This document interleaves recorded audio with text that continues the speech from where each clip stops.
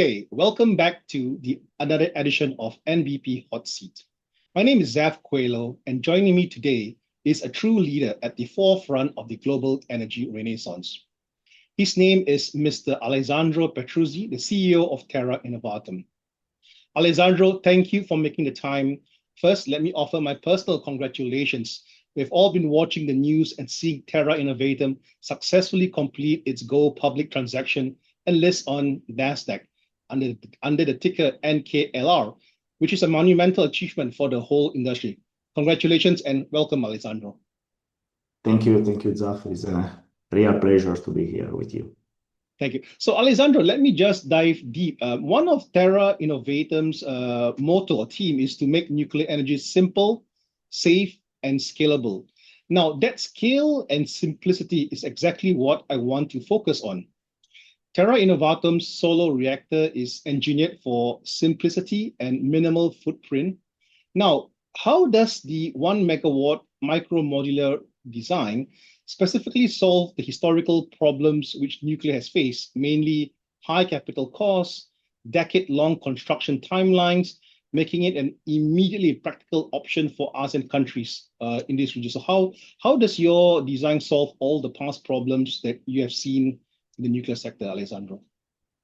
Thank you, Zaf. This is exactly the point. Your question is exactly the point from where we started designing the reactor in 2018. Our goal was basically to align and reduce and align the mismatch between the time of the investment and the time of the construction of a complex structure like a nuclear engineering, including the licensing. So our goal was to build something that is small, reduced in footprint. Why? Because one of the limits of the nuclear industry, as in the last years, was the construction of big, complex plants on site. And whenever you build on site big things, you experience, this is the historical trend, high cost and longer time. How to reduce this? Going small, reducing the size such that you can produce the reactor inside a factory. If you succeed to do that, you can then leverage, while the unit production is increasing, you can leverage your experience and knowledge, reducing the time of construction and the cost of the construction. And this is exactly why we decided to build our reactor as a vessel of 2.5 meters diameter and 6 meters tall. That vessel you can transport everywhere. Using regular route. You don't need to even do any pre-work activities before you start to erect the reactor. You know, when you start to build a big infrastructure, you need to do also a lot of activities even before the construction starts, just to bring the people there, hotel or bus or new road. In our case, you don't need.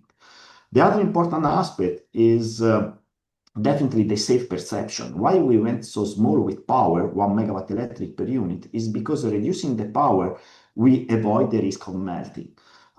Basically, the decay power is one quantity which is very important and is responsible of the melting of the reactor. But if this decay power is very low, like it is in our case, 30 kilowatt, you can remove with natural circulation of air. So basically, you don't arrive to any melting temperature of any component inside the reactor. So we are melting proof. We like to say that our reactor is safe by physics. It's like when you try to boil the water inside a pan using a light. You cannot reach the boiling temperature. In the same sense, you cannot melt our reactor. So safe and the reduced size is definitely the elements that we take into consideration when developing our design. But the other important one is we want something that tomorrow can be built.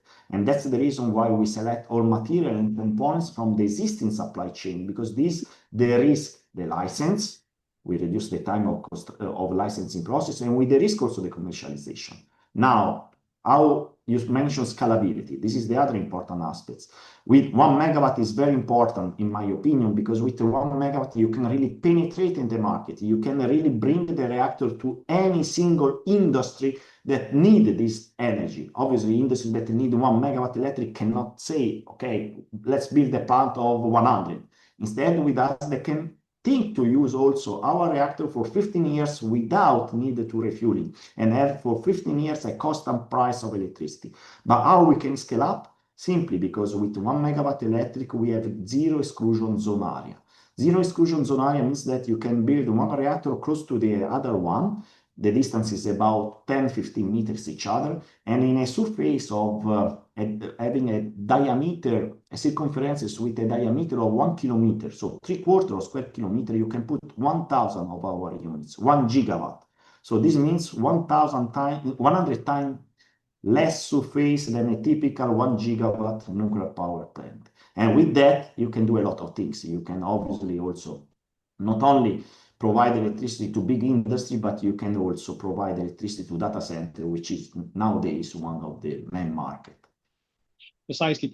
Now, this scale that you mentioned and this simplicity is exactly what I think makes your technology very interesting, and which leads me to my next point, Alessandro. Now, a key strength of your SOLO design is its reliance on commercial off-the-shelf, or COTS, as you put it, components. Now, from a business and supply chain perspective, how does this strategy, using proven existing non-nuclear specific materials, de-risk your projects for international investors and also accelerate your ability to establish manufacturing and deployment capabilities in emerging markets, Alessandro? It's fundamental. It's fundamental, this choice, because I'm a nuclear engineer. I work in licensing in different countries from Argentina, Brazil, Finland, France, and in US. And in all of these, I really face the issue that any innovation, any new material, any new component imply a lot of time of R&D, testing, experimentation, and licensing, and then construction. Our decision to go for available component material was fundamental because we would like really to reduce this mismatch in timeline between the investment and the construction itself. Taking a supply chain that exists nowadays give us the confidence to de-risk the licensing, because licensing is mostly based on predecessor. So in particular, fuel. We use low enriched uranium fuel. This is a big advantage because 50% of the complexity of licensing is related with fuel. Having used fuel that is already for 60 years in the nuclear power plant give us a lot of advantage in licensing, but also for supply chain, because we don't need to build a new supply chain. We can just leverage what is available today, and we can take the fuel from the same provider of fuel that is for different bigger reactor. So the supply chain exists today totally. It allows us not only to build the first of a kind, which is something that in some way is complex, but from the supply chain point of view is feasible because it's just one. But it can support us for the commercialization, for the first phase of commercialization. With the current supply chain we have, which is a part in Europe, part in US, and part in Argentina, we can produce up to 400 units starting from the end of 2028, which is a unique advantage respected to the other. And let me add one comment about low enriched uranium. We are the only micro reactor which is fueled with low enriched uranium. And while all the others are using ISA, low enriched uranium, I think you know that ISA low enriched uranium means enriched more than 5%, usually 19.5%. And there is an issue related with the supply chain. To build a supply chain is not easy. It requires time and cost. We think that we need at least 10 years. We don't have this issue, but there is also, what I want to mention is that there is a reason why for 60 years all light water reactors technology were based on low enriched uranium. And the reason is because during the life inside the reactor, the fuel experiences the so-called transmutation process, so transform itself from uranium to plutonium. And the amount of plutonium that you produce is connected with the level of enrichment. So if you stay below 5%, the level of plutonium is relatively slow and does not make sense to extract the plutonium from the exhausted fuel. But if the enrichment is higher, goes to 19%, the level of plutonium is higher, and then you go against proliferation issue. That's the reason why we say we like to say that our reactor is the only one that is proliferant resistance. Our microreactor is the only one that is proliferant resistance. We can have our reactor everywhere because we are respecting all the international treatment about the proliferation issue using low enriched uranium. Oh, I think you really spent a lot of time thinking about what should not be done, including all, I guess, lessons learned from other reactors and their experiences, and how you can essentially get to market faster, right? And also avoid any, for lots of emerging countries, the public, the population, they're very skeptical about nuclear. They're very afraid of the proliferation portion. So I guess all this using low enriched uranium will further allay and calm the public down. Like, hey, this is not like it's going to be used as for atomic purposes or whatever. It's not even possible. So, I think that's fantastic. Now, let's turn to the demand side, Alessandro. The explosion, as you mentioned, the explosion in AI and data centers development is demanding carbon-free power at the point of need.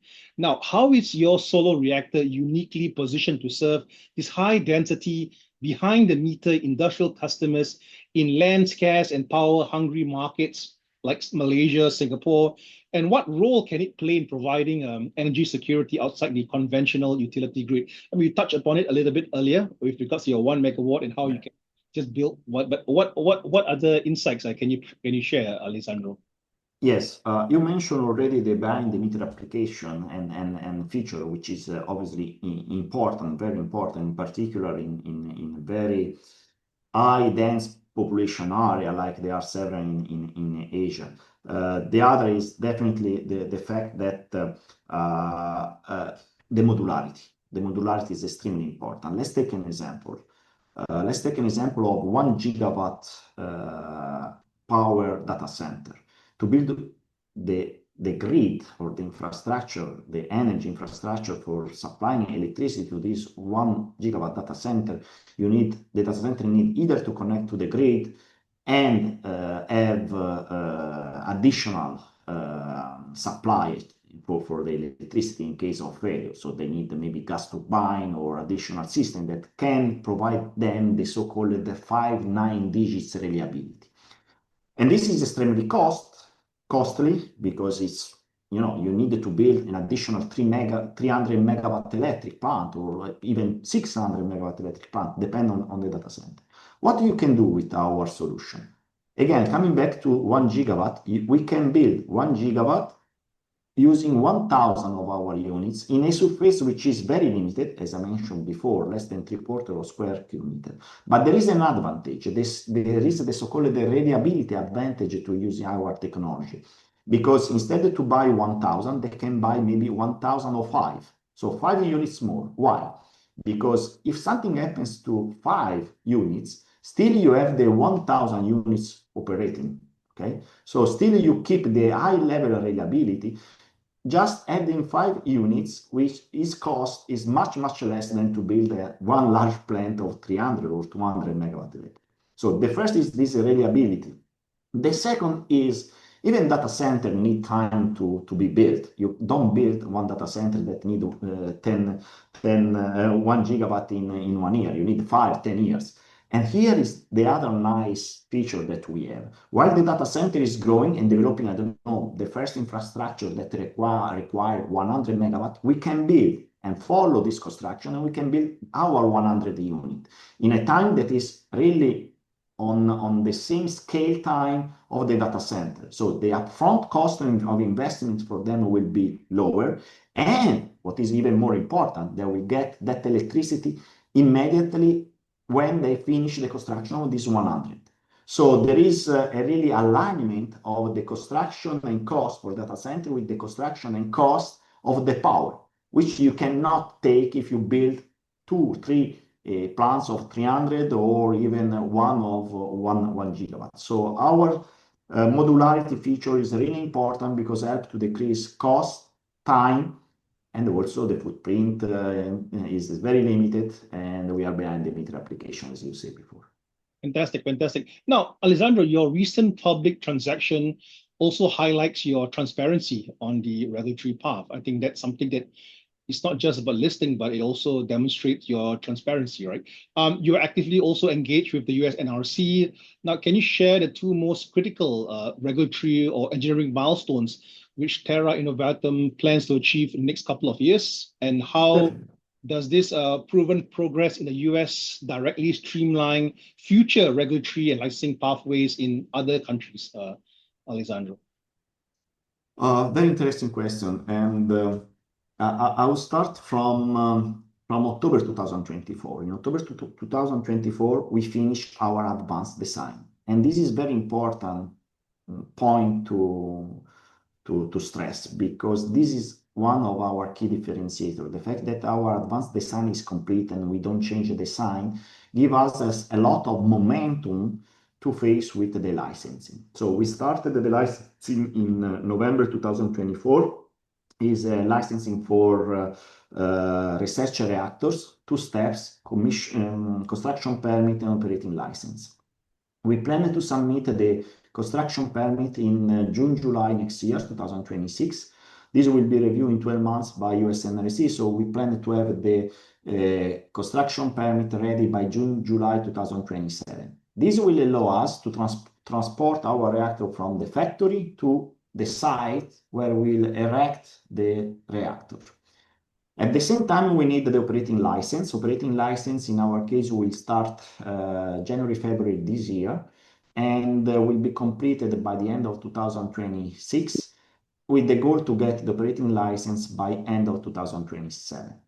With that, we can switch on our reactor and start to operate our reactor by the end of 2027. This is our goal, but I would like also to say that this is the licensing for research reactors. This is not commercial. It's important also to understand for the public investor that licensing of a commercial reactor is a new process. And here is the big advantage that we have respect to many other, that our first commercial reactor is identical, one-to-one, to the first of a kind. This is tremendous advantage because we can leverage whatever we did for the licensing of the research reactor to get the commercial license. We plan to start the licensing of the commercial reactor in second half of next year, maybe third quarter of next year. The commercial license will take about 2 years, and this will bring us to have the commercial phase starting around the end of 2028. So to come to your point, the 2 milestones that we have very, very soon is definitely the construction permit for the research reactor in June, July 2026, and then the operating license in end of 2027. But the commercial is important as well, because the race to me is not for the first of a kind.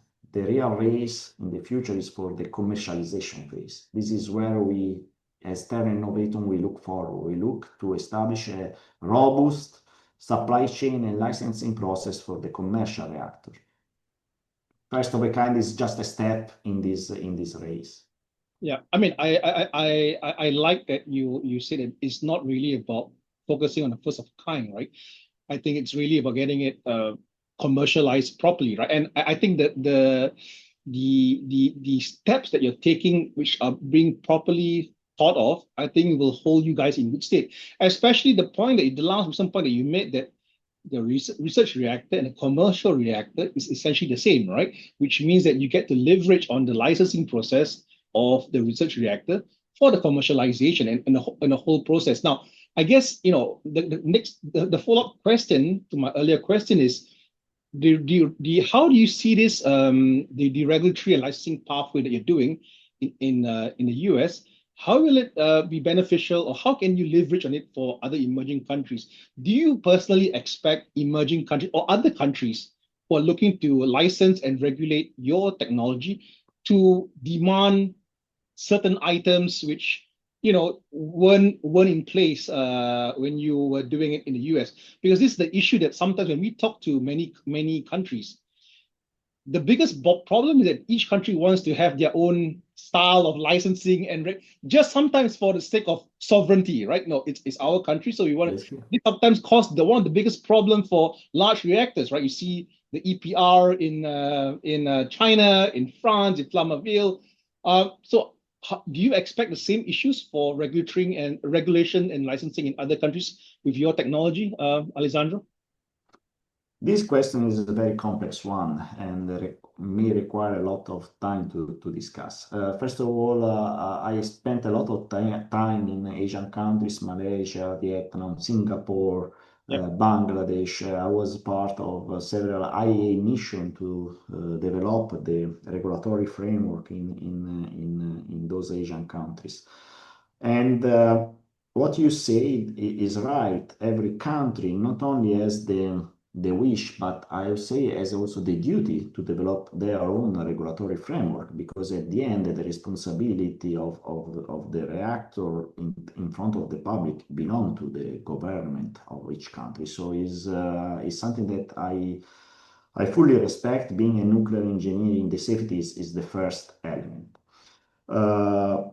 Now, the fact that we apply to US NRC is because US NRC is considered in the nuclear sector the reference regulator in the world. So I don't say that getting the license from US NRC give the immediate possibility to license in the reactor everywhere, but definitely give a lot of support and confidence to use it also in other regulatory environment, where a large part of regulatory environment anyway build their regulatory infrastructure based on US NRC and IAEA standards.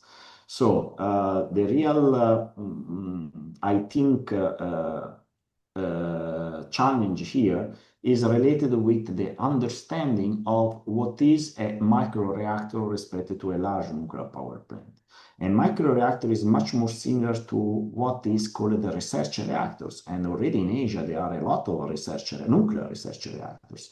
Why we went so small in power, I told you, is to increase the safety the safety aspect, safety by physics, but more to increase also the safety perception. Research reactors are research reactors that right now present even in several countries of Asia, are in the middle of a university campus. Yep. Nobody, students, citizens, are working close to this research reactor and they don't realize that there is a nuclear reactor there. Why?